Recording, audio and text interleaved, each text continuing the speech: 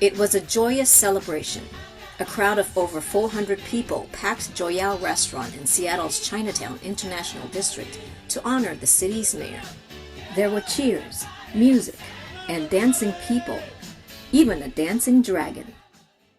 Finally, right? What a historical moment. You know how it happened? Because you did it, you did it, you did it, you did it. We all did it, yeah!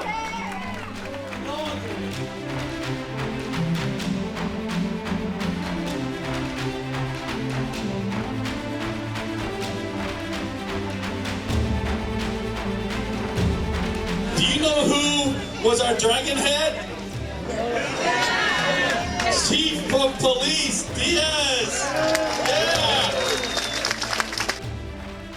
Bruce Harrell was the man of the hour, and his wife Joanne by his side. Seattle's First Lady was also gifted with a lucky bamboo. We're also really lucky to have you as First Lady, and we know you're going to contribute tremendously to the city in the next period. Thank you. Are you ready to roll up your sleeves to support Mayor Harrell in his venture to rebuild our city? I've actually known Bruce for many, many years, and it's really so exciting that he is now our first Asian American mayor of the city of Seattle. And quite frankly, this past November, we had several Asian American mayors elected throughout the United States, in Cincinnati, and of course, Michelle Wu in Boston. And so congratulations to all of them. Former Governor Gary Locke highlighted the achievements of Asian Americans, including the newly appointed Washington Secretary of State, Steve Hobbs. Locke also called to the stage former Congressman Jim McDermott, a huge supporter of the AAPI community. The crowd listened intently as Locke pointed out that AAPIs are still considered as perpetual foreigners. The only way that we're going to combat that and change that narrative is to have elected officials and people serving in government, whether elected or appointed or simply as department heads, doing a good job. And that we have more people up there visible to all Americans so that they understand that we are American. That we are American. And what's more American than the Star-Spangled Banner? Born in the land of the free.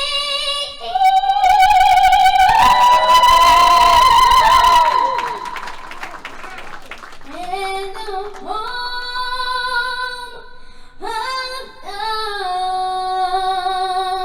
the brave.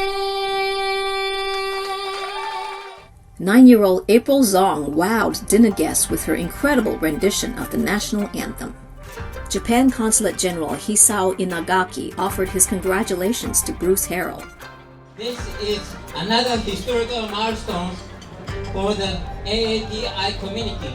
Along with Carrie Huey Pasqua of Governor Inslee's Commission on Asian Pacific American Affairs. So let's have some fun. Thank you very much. Then it was Bruce Harrell's turn to speak. Perhaps the gift my parents gave me was the ability to look past our differences and love one another. And he spoke on taking the city back. When I talk about, I said I'm not defunding the police. I want to explain that I understand the need to eradicate racism and unfairness in our police department. I understand the need to make sure that people are not murdered at the hands of police. I understand to get people mental counseling and mental illness treatment in a crisis situation, because all of that will lead to keeping us all safe. That message was appreciated by the chief of police, and more words of appreciation. The fact that as an elected official, he's standing here in front of you all and using the word love. He's using the word what we have in common. We believe in supporting one another. And you've supported me, so thank you very much. Let's love this city again. Let's get us on the right track.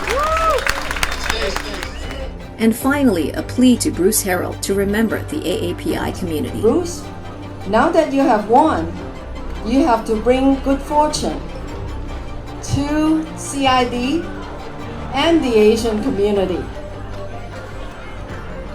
Don't forget your community. It was an unforgettable evening, capped off with a photo op of all current and former elected officials of AAPI descent. It was a momentous occasion uniting residents, business owners, and supporters of the vibrant CID neighborhood. Representations matter.